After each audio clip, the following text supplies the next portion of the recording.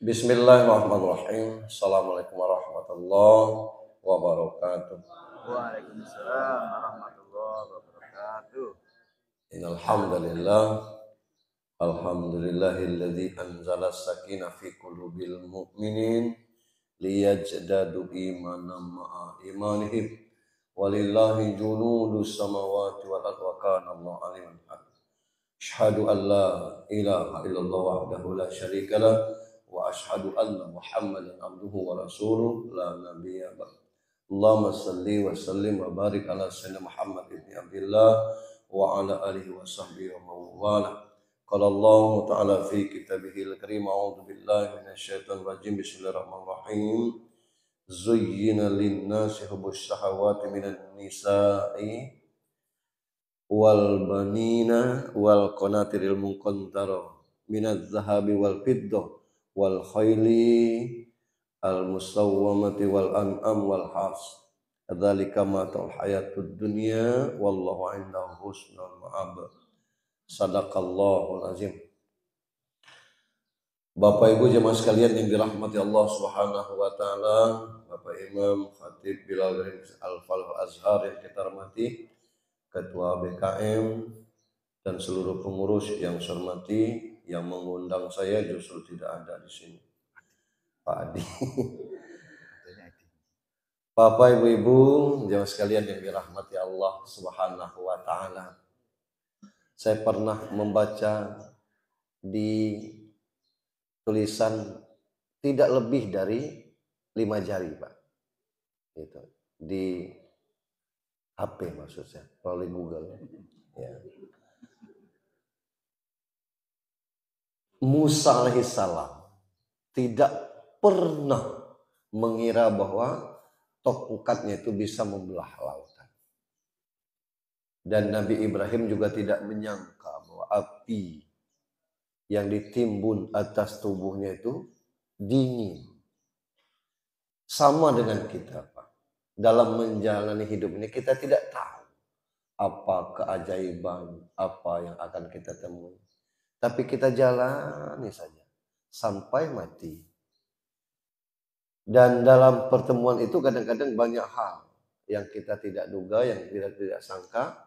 Tapi itu semua adalah jalan yang kita hadapi dan ketentuan Allah Subhanahu wa taala.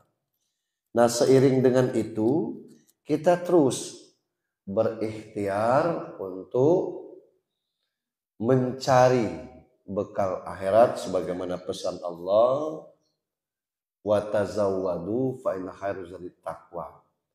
Carilah bekal, berbekallah, sebaik-baik bekal adalah takwa. Takwa ini kesannya mudah. Kalau ditanya, Bapak Ibu siap kira-kira bertakwa? Siap, insya Allah. Tapi takwa tuh begini loh, ini. Jangan ini, jangan itu, jangan ini, jangan. Iya, kuda malah itu. Nah, baru. Jadi makanya susah bertakwa itu. Tapi terus kita upayakan. Kemudian dalam Nasaihul Ibad, Imam Nawawi Al-Bantani pernah menceritakan tentang kisah Al-Ghazali. Ini belum ceramah, masih pembukaan.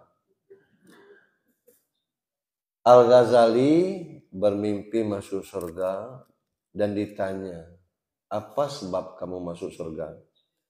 Jawaban Al-Ghazali, kira-kira mungkin karena tulisan saya. Au ilmun yantafa'u bih, ilmu yang bermanfaat. Buku-buku yang ditulis Al-Ghazali menjadi rujukan dunia dan sampai sekarang masih tetap dipakai.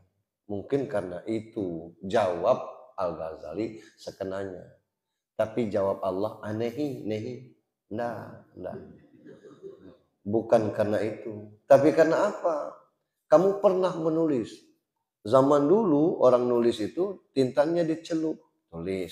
Celup, tulis. Saat sudah celup mau nulis, ada lalat yang hinggap di ujung pena itu.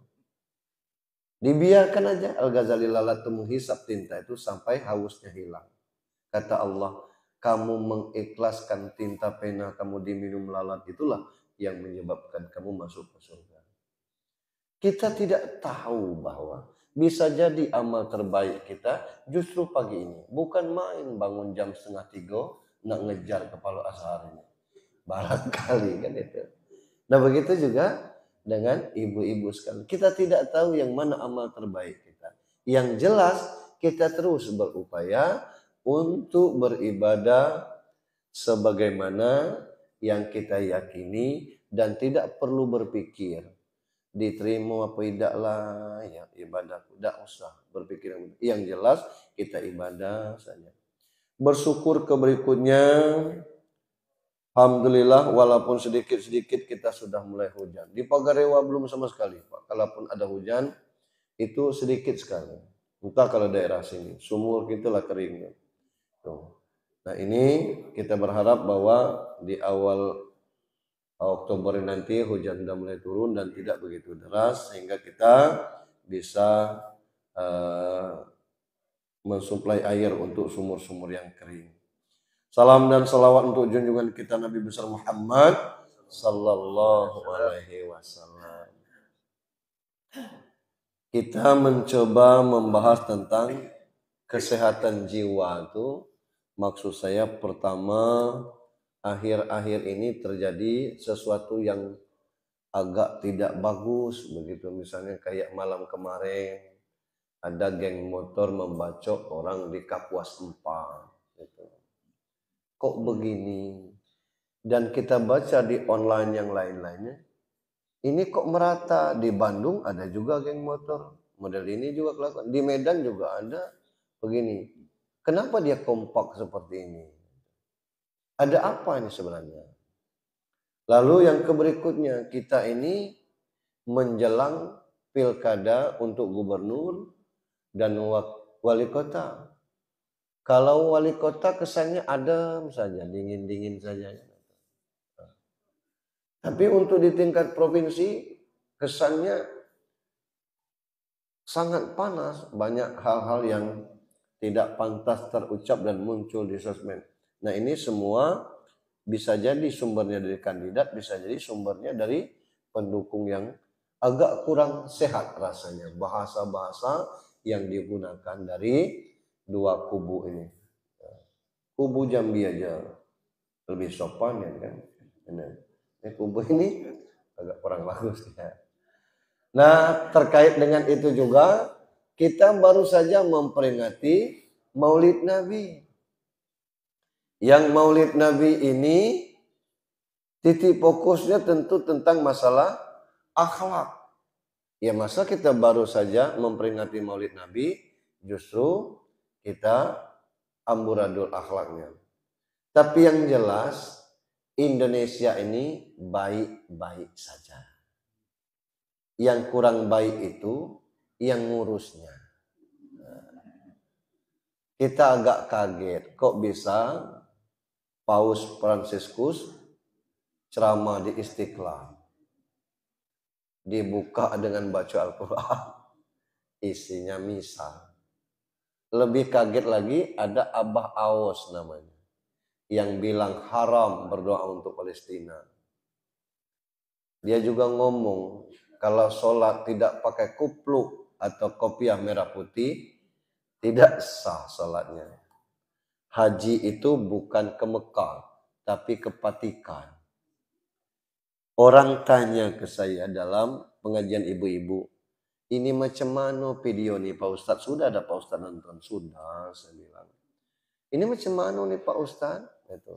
Saya bilang, kompak dah ini air mineral, saya kasih contoh itu. Sepakat dah ibu-ibu ini air mineral, sepakat. Itu. Nah ibu-ibu sepakat ngomong air mineral, aku ngomong ini madu. Percaya dah ibu-ibu? Tidak Pak Ustadz. Nah itu satu jawaban. Yang kedua, ngapo saya ngomong ini madu? 3 sebabnya. Pertama karena saya stres. Yang kedua karena saya mabuk. Atau yang ketiga saya dibayari untuk ngomong ini madu. Entah yang mana yang itu. Jadi kalau seperti itu sudah ibu yakini ya sudah. Jadi ada hal-hal yang tidak pas ya jangan di-share. Jangan dibumbu-bumbui lagi. Nah berkenaan dengan itu kita akan mengkaji tentang masalah kesehatan jiwa. Kata Imam Athaillah dalam Al-Hikam, al-a'malu suwarun qaimah.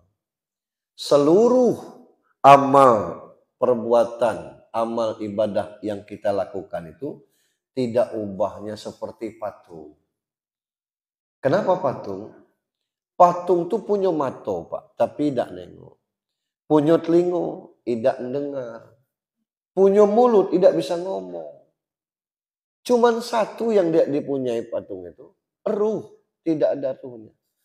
Maka wa arwahuha wujudil ikhlasu fiha. Arwah atau ruhnya amal perbuatan kita itu ada ikhlas di dalamnya. Maka Allah katakan wa ma umiru illa liya'budullah mulisina lahuddin. Nah, ikhlas ini macam mana caranya? Dimulai dari ibdak binafsik, mulai dari diri sendiri. Barangkali ada yang 1 kilo dari masjid ini, sampai dia ke sini, enjoy saja, aman-aman aja. Tapi ada yang radiusnya 15 meter. Tidak sampai ke sini. Ngapo? Lah kan lonjok Kristen. Untuk apa yang ke sini kan? Itu kira-kira. Nah, kalau kita ikhlas dalam ibadah ini, tidak ada masalah kita, Pak. Itu. Yang jauh terasa dekat, yang dekat, ya namanya juga dekat. Itu. Tidak ada beban bagi kita.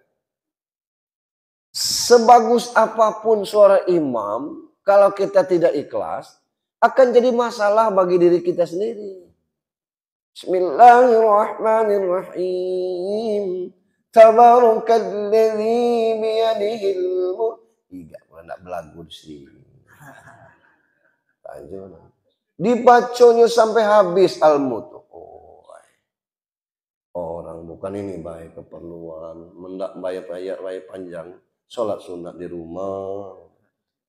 Selama sholat jadi beban bagi dia. Tapi sebaliknya ketika ia membaca inna a'tainakal kautsar nih, nak kemana boleh nih? Tumben ayat pendek. Ngomong terus dia selama sholat. Ada orang yang tunggang langgang lintang pukang, kata Abdul Somad, nyari nafkah untuk keluarganya. Tapi bininya kelang sehari ke BIM. Ada orang yang bigol lanang ini. Nanggung tekurus badan, bini bersolek terus. Lah bini dia, apa urusannya dengan kita? Ada Tino yang nanggung nyari nafkah. Suaminya bangun jam 9 pagi. Rokok, mak-mak, mikrofon ini. Kata orang Tino ini, ngudupi buntang benyawu. Amanya buntang tidak benyawu. Suami dia urusan. Jadi ikhlas ini kita mulai dari diri sendiri. Nah, sulitnya ikhlas ini ternyata kaitannya dengan jiwa. Kita ini kan 3 komponen, Pak. Kalau dibuat kira-kira kayak segitiga sama kaki.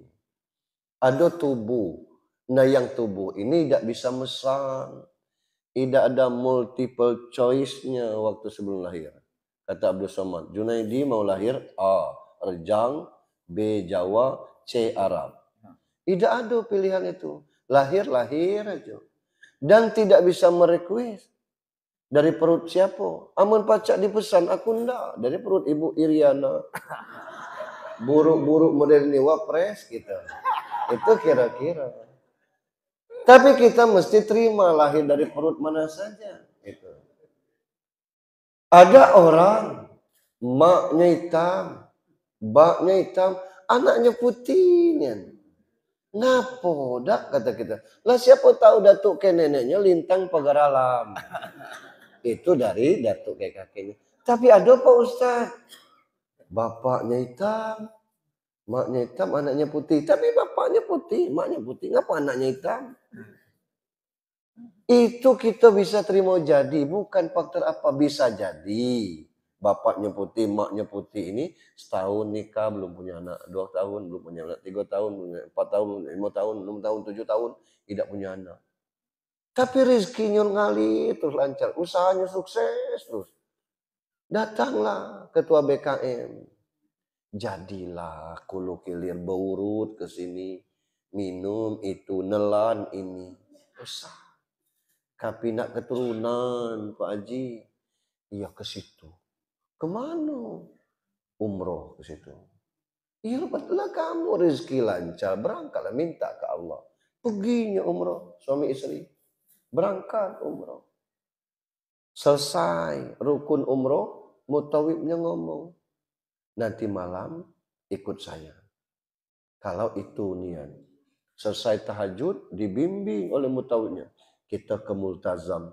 Mana itu Pak? Itu antara Hajar Aswad dengan pintu Ka'bah. Saya bimbing nanti bapak pegang dinding Ka'bah itu. Ibu juga pegang. Walaupun agak susah gitu. Begitu megang doalah sepuas-puasnya. Nangis suaminya. Ya Allah. Kasih kami keturunan dari darah daging kami.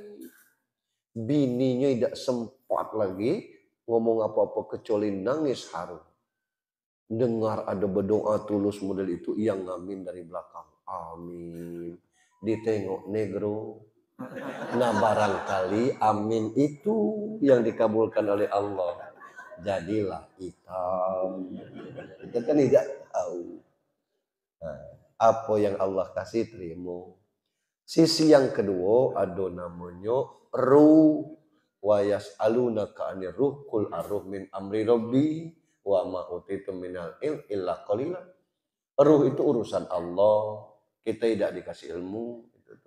Yang ketiga namanya jiwa. Ruh dengan jiwa inilah disebut nyawa. Yang galak sakit ini amun idak jasmani, yo jiwa ini. Tidak ada orang ke rumah sakit. Sakit apa Pak? Sakit ruh. Tidak ada. Diabetes, demam, flu, vertigo itu. Itu sakit jasmani galau. Berobat ke rumah sakit. Dokter nanya, sakit apa Pak? Lu. Apa Pak? Lu. Maaf Pak, telinga saya ini kurang jelas atau Bapak ngomongnya kurang jelas. Sakit apa Bapak? Flu. Oh, flu. Oh, Bapak jangan minum es katanya. Jangan minum dingin, minum yang hangat-hangat. Banyak istirahat, ini saya kasih obat ya sudah. Flu sakit itu. Nah ini sakit jasmani. Tapi ketika kelakuannya tidak sama dengan orang, jahatnya na'udzubillah. Tidak ada orang sakit ruh, itu sakit jiwa. Diperiksa ke rumah sakit jiwa biasanya. Nah ini, nah bukti kita nih banyak yang kena sakit jiwa. Coba ditengok tempat-tempat pembuangan sampah tuh. Ada tak tulisan yang elok? Yang buang sampah sini anjing. Yang buang sampah di sini kafir. Sepanjang jalan apa namanya ke lapangan golf tuh sampai di situ, yang buang sampah di sini kafir, yang buang sampah di sini mati berdarah. Kemudian buruk sekali. Itu pertama yang buang sampah situ sakit jiwa, yang nulis itu juga kena kejiwaannya. Ini di situ. Ini untuk membuktikan jiwa kita sehat atau sakit, kita nyimpang dikit. Inna lillahi wa inna ilaihi raji'un. Kita tahu artinya kan? Sesungguhnya kita milik Allah dan akan kembali kepada Allah. Kembali kepada Allah itu, Bapak Ibu paham kan maksudnya? Mati kan? Jadi kita ini milik Allah, akan kembali kepada Allah. Nah kembali kepada Allah ini mati. Tolong jawab dengan jujur. Mau tidak mati kini? Tidak. Dijawab cepat baik. Biar ceramahnya cepat. Mau tidak mati kini? Belum kan? Tidak mau mati kini. Belum jawabannya. Nah, tidak apa-apa. Mendak mati kini kan kita coba usulkan. Ditanya, mau tak mati kini? Jawabnya, belum. Kita cek. Kalau kita ke rumah sakit jiwa, tanya dengan psikiater, tanya dokter jiwa. Dok, ciri tubuh yang sakit jiwa inilah sehat apa dok? Pasti dokternya ngomong. Salah satu cirinya, nyo minta balik Pak.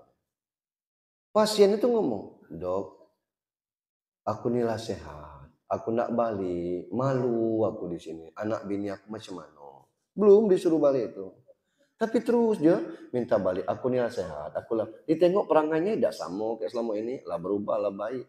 Nah, tanda orang sakit jiwa itu sehat. Tidak balik. Tadi aku tanya, lah tidak balik belum? Seluruhnya ngomong belum. Nah, berarti masih kena gangguan kejiwaan gitu nih. Lah aku kan tanya. Nah ini yang mesti kita benahi kejiwaan kita ini. Hidup kita ini bukan maunya kita, tapi maunya Allah. Yang dalam menjalani, Allah sudah siapkan itu sebelum kita lahir, bahkan sebelum ruh kita diciptakan. Apa itu? Jodoh, maut, bala, rezeki. Dalam bermasyarakat, kita tidak mungkin nyetel kelakuan orang harus sesuai dengan maunya kita. Tidak mungkin.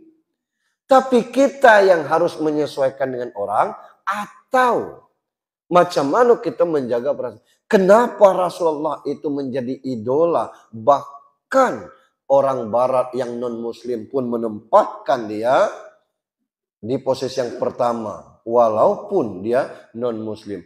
Karena memang jiwanya sehat. Bukti jiwanya sehat, tidak ada orang yang sangat rendah hati kecuali Rasulullah. Fisiknya sempurna, dari 0 sampai 63 tahun, sempurna bentuknya. Tidak kurus dan tidak gendut perutnya. Nah, atletis orangnya. Putih dan keringatnya harum. Kenapa harum? Karena memang dari dalamnya harum. Kita Allahu Akbar. Masa. Nah, orang ngomong jangan dekat gaya itu. Ngapain? Wais. Lamonian takbirnya model ini. Gitu.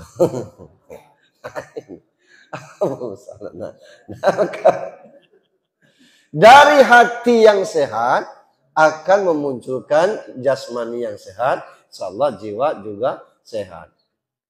Rasul itu sehat jiwanya karena dia tidak punya sedikit pun sifat pembendam. Kita ulang ceramah Zainuddin MZ yang mengatakan Rasul lewat nak sembahyang subuh diludahi. Rasul senyum diludahi, kena palanya tuh, diciumnya. Wah, bajerin. Subuh kedua, subuh ketiga, subuh keempat tidak diludahi. Rasul bertanya, kemana tukang ludah nih? Nah, kata kawan, sono baca bahasa Lembah. Sakit. Di mana rumahnya? Rasul justru bezuk pertama. Assalamualaikum. Siapa di luar? Tukang dan ludah bertanya. Tempat kau beludah? Itu Rasulullah. Luar biasa. Datsur ketika mendapat sayembara informasi. Siapa yang pacak memenggal Muhammad. Membawa Muhammad hidup atau mati. Sekian ribu keping dinar dia akan dapat. Berlari Datsur dengan kudonya. Bawa pedang. Duduk Rasul di bawah pohon, bahasa Jepangnya lagi leyeh-leyeh. Dengar itu, langsung Rasul terbangun, Datsur sudah macung pedang. Kalau ku bunuh kau, siapa yang nolong kau? Allah, kata Muhammad. Jatuh pedang ini, diambil oleh Nabi. Pedang di tangan aku. Kalau kau bunuh, ku bunuh sekarang. Kita head to head nih. 1 lawan 1. Siapa yang nolong kau? Ina ano. Baliklah kata Rasul. Itu Rasul. Kenapa? Jiwanya sehat. Nah kesehatan jiwa ini yang kadang-kadang mempengaruhi diri kita. Ada orang yang apapun kelakuan kita tidak enak di mata yang bersangkutan. Kita lewat mulutnya cibir, kita lewatnya beludak, kita lewatnya muntah. Apa urusannya dengan kita? Kalau kita lawan, artinya sama-sama kena serangan jiwa. Kata kita. Itulah kata, wah kata kita. Sama kita diketika kita lewat. Iya katanya. Normal itu biarlah. Rezeki kita tidak berkurang, muka kita tidak tompel, dosa kita tidak juga bertambah, biarlah. Kita lewat berubah. Biarlah, siapa tahunya lagi hamil muda. Tidak masalah. Ngidam. Kita lewatnya muntah. Cukup dalam hati. Mudah-mudahan terlagi kamu mising. Muntah mising kau. Itu. Tidak ada kaitannya dengan kita. Tapi karena jiwa kita juga sakit. Nah itu menjadi buruk bagi kita. Orang-orang kita. Macam mana menangkalnya Pak Ustadz? Baru kita masuk ke materi yang tadi pembukaan.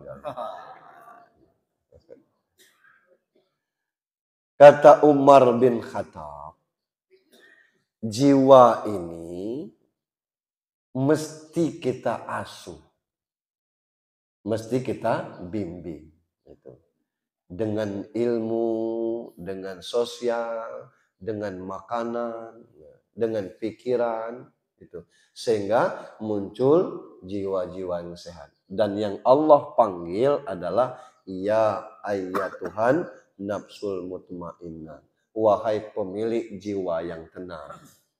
Dan Allah sudah kasih tahu kenapa jiwa bisa tenang. Ala bidzikrillah tatmainnul qulub. Banyak-banyak mengingat Allah, jiwa ini menjadi tenang. Gitu. Jiwa yang tidak tenang itu karena jauh dari Allah Subhanahu wa taala. Kita ini kadang-kadang terpaut dengan rezeki, terikat dengan jabatan, bangga dengan popularitas, itu. Sehingga itu yang menyebab jiwa kita terseret kepada hubbud dunia yang memang Allah kasih.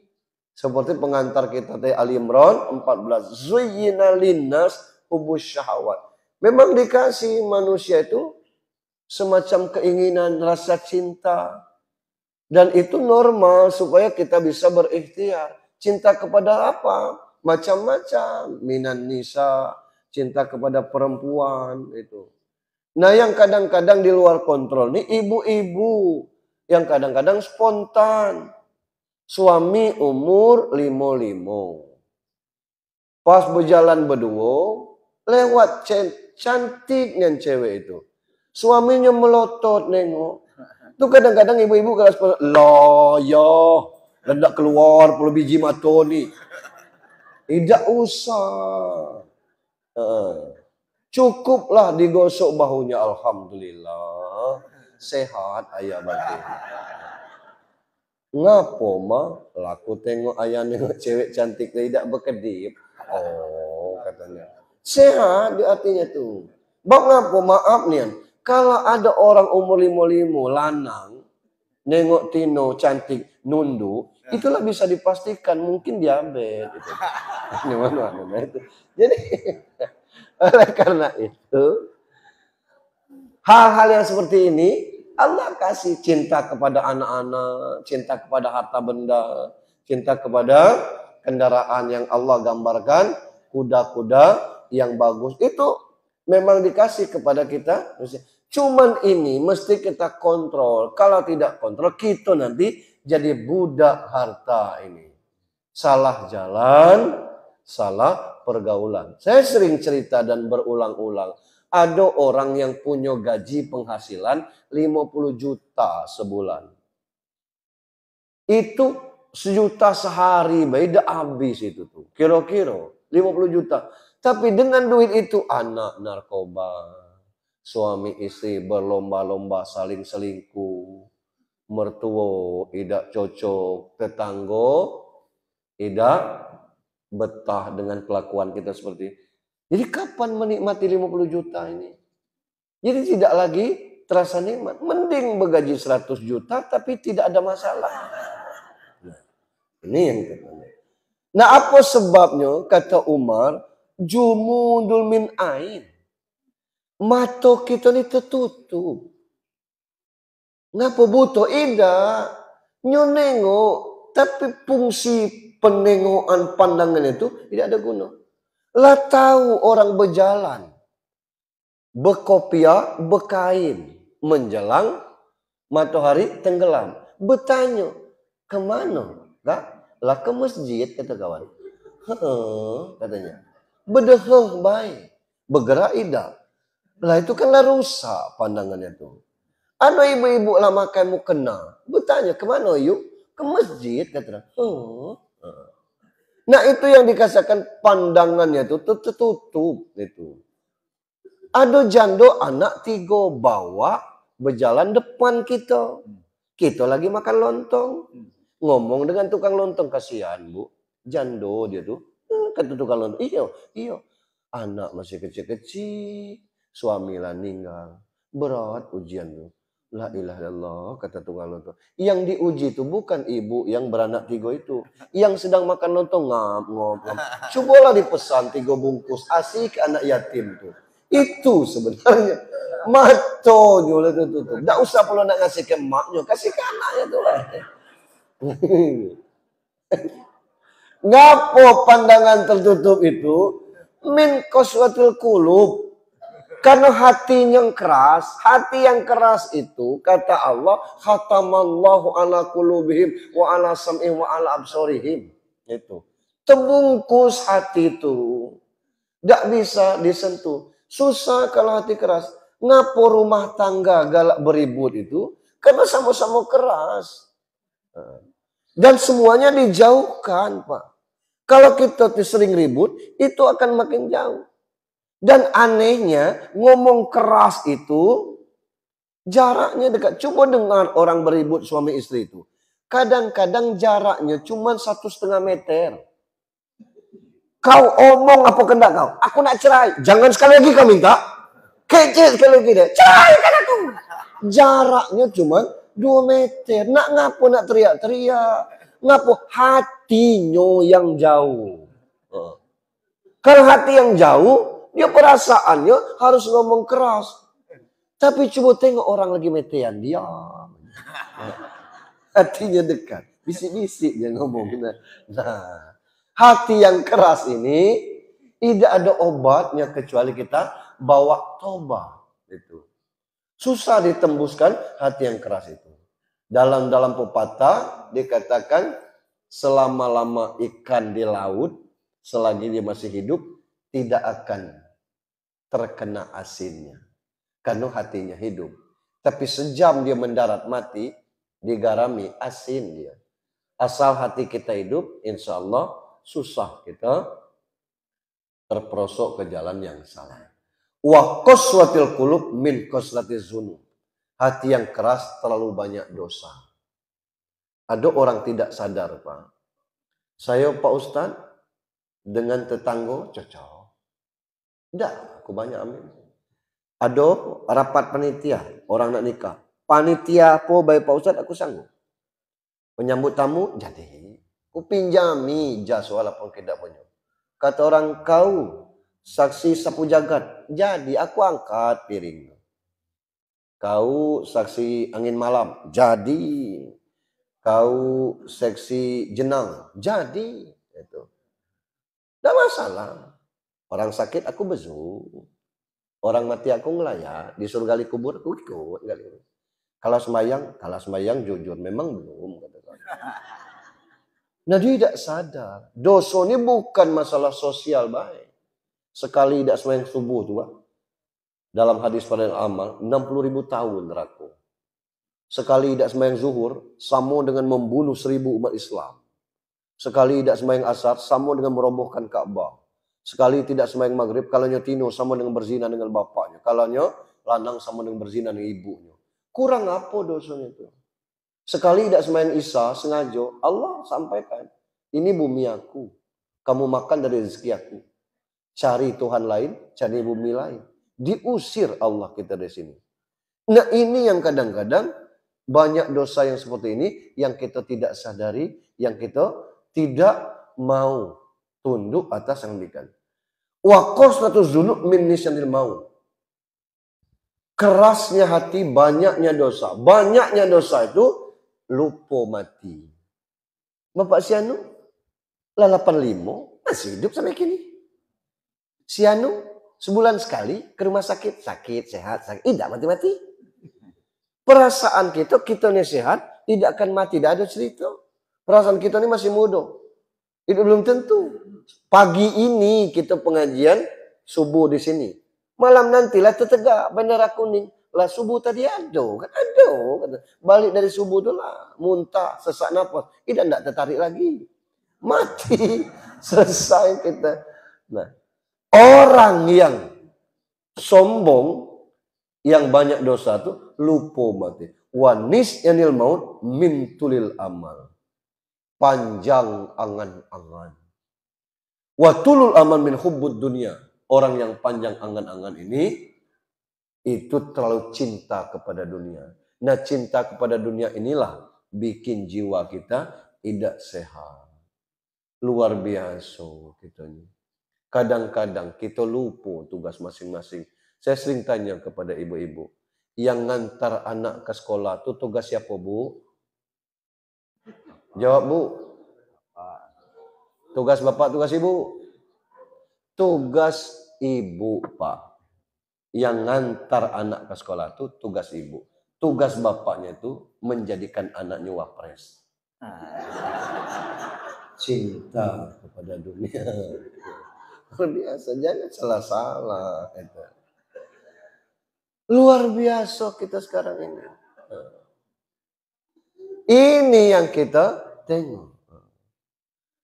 Dan wahubbud dunia ra'su kulli khati'ah. Cinta kepada dunia inilah pangkal dari semua keburukan. Nah untuk itu kita sholat 5 waktu ini tidak ada jaminan kita selalu sehat jiwa kita. Kita puasa Senin Kamis, tidak ada jaminan kita selalu jadi orang yang tawadu. Sebab setan ini bergerilya 24 jam. Iblis juga tidak ada kerjanya lain. Pilkada tidak. Gitu. Tim sukses tidak. Gitu.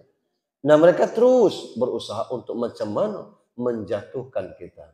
Dan sudah Allah sampaikan bahwa jin, iblis itu musuh yang nyata bagi kita.